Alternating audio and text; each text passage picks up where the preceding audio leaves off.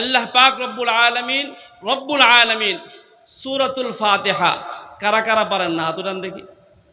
সবাই পারেন তো? সূরাতুল ফাতিহার সর্বপ্রথম আয়াতে আল্লাহ নিজের পরিচয় তুলে ধরলেন।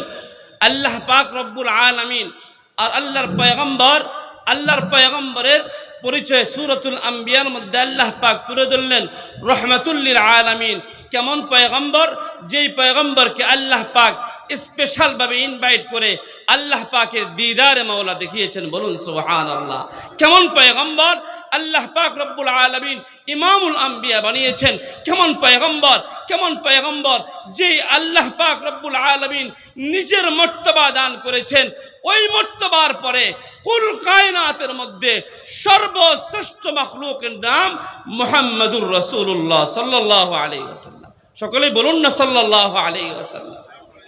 আল্লাহ পাক রব্বুল আলামিন সরকার দু আলম নবীজি সাল্লাল্লাহু আলাইহি ওয়াসাল্লামকে আমার আপনার পয়গম্বর করে এই জমিনে পাঠাইছেন।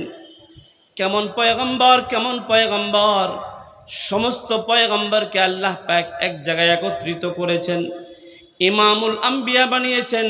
প্রত্যেক নবীর জন্য নবুয়তির সময় নির্ধারিত, প্রত্যেক নবীর জন্য নবুয়তির ওয়াক্ত নির্ধারিত, স্থান নির্ধারিত। আপনার আমার পয়গম্বরের নবুয়তির কোনো সময় নির্ধারিত নাই, স্থান নির্ধারিত নাই।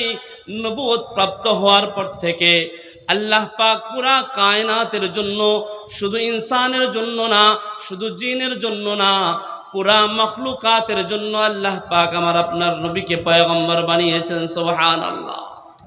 রহমত কেমন, নবীর দয়া কেমন, নবীর মায়া কেমন, নবীর মমতা কেমন, নবীর স্নেহ আর ভালোবাসা উম্মতের প্রতি কেমন। হাদিসের মধ্যে দেখা যায় সরকারে দু আলম নবীজি সাল্লাল্লাহু আলাইহি ওয়াসাল্লাম উম্মতকে কি পরিমাণ ভালোবেসেছেন। লম্বা চড়া আলোকপাতের কোনো সুযোগ নাই। বুখারীর রওয়ায়েত, মুসলিম শরীফের রওয়ায়েত, নবীজিকে দেশান্তরিত করে, নবীজিকে ঘর ছাড়া করে কারা কারা? নিজের নিকট আত্মীয়, তারা যারা নবীকে পাগল বলে, তারা নবীকে মজনুন বলে, তারা নবীকে গণক বলে, তারা নবীকে কবি বলে, তারা নবীকে জাদুকর বলে। এত কিছু বলার পরেও নবীকে নির্যাতনের এমন কোন রাস্তা রাখে নাই যে রাস্তায় নবীকে ইসলাম থেকে, একত্ববাদ আর তাওহীদের স্লোগান থেকে বিরত রাখার চেষ্টা করে নাই।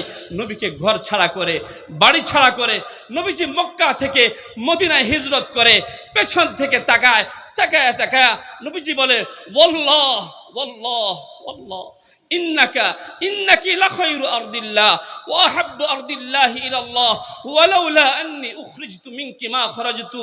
আল্লাহর নামের শপথ, এই জমিন তুমি আল্লাহ পাকের কাছে সবচেয়ে দামি জমিন, এই জমিন তুমি আল্লাহ পাকের কাছে সবচেয়ে ভালোবাসাপূর্ণ জমিন।